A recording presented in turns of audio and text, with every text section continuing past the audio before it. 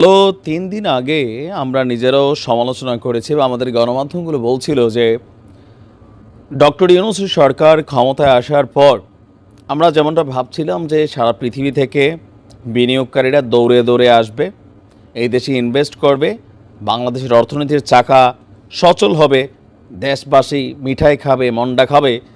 কিন্তু গণমাধ্যমের নিউজগুলো বলছিল যে বিদেশি বিনিয়োগের পরিমাণ কমে গেছে প্রায় ৭১%। হতাশামূলক একটা নিউজ ছিল। ওই সময়টাতে ডক্টর মোহাম্মদ ইউনূস তিনি আপনার বিশ্ব অর্থনীতির একটা যে ফোরাম, যে প্রোগ্রাম ছিল সুইজারল্যান্ডের দাভোসে, সেইখানে তিনি গিয়েছিলেন, পৃথিবীর বিভিন্ন ব্যক্তিবর্গের সাথে কথাবার্তা বলেছেন। এর মাঝখানে গত পরশুদিন থেকে হঠাৎ করেই বাংলাদেশের ভাগ্যের চাকা ঘুরে গেছে, আর সেই সাথে ডক্টর মোহাম্মদ ইউনূসের ভাগ্যের চাকা ঘুরছে। কারণ হঠাৎ করেই ডোনাল্ড ট্রাম্পের যেই অবস্থানটা বাংলাদেশ ইস্যুতে নির্বাচনের আগে এবং নির্বাচনের পরে পরিবর্তন হয়ে গেছে। যে ট্রাম্পকে নিয়ে একটা টেনশানে ছিল ইউনূস সরকার বা বাংলাদেশ, সেই ট্রাম্পই এখন ডক্টর ইউনূসের খুব কাছের মানুষ হয়ে যাচ্ছেন। ইভেন আজকে যেই আমরা যে তথ্যটা দিচ্ছি, যাদের কথা বলছি, তারা হচ্ছেন ট্রাম্পের খুবই ঘনিষ্ঠ মানুষ। এর মধ্যে মার্কিন ধনকুবের ব্যবসায়ী গ্যান্ট্রি বিচ ট্রাম্পের খুবই কাছের মানুষ, ছবি দেখে বুঝতে পারছেন। এই ব্যক্তি এখন বাংলাদেশে অবস্থান করছেন, বিশাল বিশাল অফার নিয়ে আসছেন। ভাই কুছ তো ম্যাজিক্যাল কিছু ঘটছে। ঘটনার প্রেক্ষাপট হচ্ছে শীর্ষ মার্কিন ব্যবসায়ী গ্যান্ট্রি বিচ এখন বাংলাদেশে অবস্থান করছেন। ট্রাম্পের ঘনিষ্ঠ, যেহেতু ট্রাম্প একজন ব্যবসায়ী, তার সাথে ব্যবসায়ীদের ভালো সম্পর্ক, তো ট্রাম্প ঘনিষ্ঠ এই মার্কিন ব্যবসায়ী গ্যান্ট্রি বিচ হঠাৎ করেই বাংলাদেশে সংক্ষিপ্ত সফরে এসেছেন। এসেই সরাসরি ডক্টর ইউনূসের সাথে তিনি দেখা করেছেন।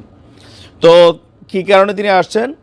বাংলাদেশের বিভিন্ন খাতে বিশাল বিনিয়োগ করতে আগ্রহ প্রকাশ করেছেন। বাংলাদেশের জ্বালানি, অর্থ এবং অন্যান্য বেশ কয়েকটি খাতে বিনিয়োগ করতে চায় আপনার এই প্রতিষ্ঠানটি। প্রধান উপদেষ্টা ডক্টর মোহাম্মদ ইউনূসের সঙ্গে সাক্ষাৎ করেন এবং বাংলাদেশে বিনিয়োগের ইচ্ছা তিনি প্রকাশ করেছেন।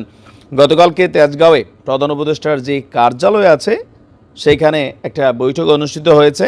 এরপর আমরা সরকারের যে প্রেস উইং আছে, সেইখান থেকে এই তথ্য জানলাম। হাই গ্রাউন্ড হোল্ডিংসের সিইও এবং প্রতিষ্ঠাতা গ্যান্ট্রি বিচ বলছেন তার কোম্পানি ইতিমধ্যেই বাংলাদেশে একাধিক সম্পদ অধিগ্রহণ করেছে এবং বাংলাদেশের জ্বালানি, অর্থ, অন্যান্য বেশ কয়েকটি খাতে আরও বড় অঙ্কের বিনিয়োগ করতে চায়।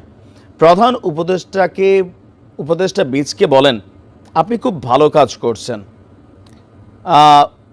আপনার প্রধান উপদেষ্টা ডক্টর মোহাম্মদ ইউনূসরে তিনি বলছেন যে আপনি খুব ভালো কাজ করেছেন, আইনশৃঙ্খলা পরিস্থিতির উন্নতি হয়েছে, স্থিতিশীলতা ফিরে এসেছে। প্যারামাউন্টস ইউএসের চেয়ারম্যান বিচ অধ্যাপক ইউনূসকে বলেন, এই দেশে আরও বেশি বিনিয়োগ আসার সময় এসেছে, এখানে আসতে পেরে আমরা আনন্দিত। তার কোম্পানির রিয়েল এস্টেট, বিশেষ করে স্বল্প মূল্যের সামাজিক আবাসন, মহাকাশ, প্রতিরক্ষা খাতে বিনিয়োগ করতে আগ্রহী। আর অধ্যাপক ইউনূস বিচকে একটা সংকটময় মুহূর্তে এই বিনিয়োগ প্রস্তাব আনার জন্য বা বিনিয়োগ করার জন্য স্বাগত জানিয়েছেন। তিনি বলেন, অন্তর্বর্তীকালীন সরকার বাংলাদেশে আরও বেশি প্রত্যক্ষ বিদেশি বিনিয়োগ আকৃষ্ট করার জন্য সংস্কার কাজ চালিয়ে যাচ্ছে। অধ্যাপক ইউনূস বলছেন যে বাংলাদেশ ব্যবসার জন্য প্রস্তুত, ব্যবসার পরিবেশটা এখন ঠিকঠাক আছে। আর এই সরকার বাংলাদেশের ইতিহাসে একটা নতুন অধ্যায় শুরু করতে যাচ্ছে।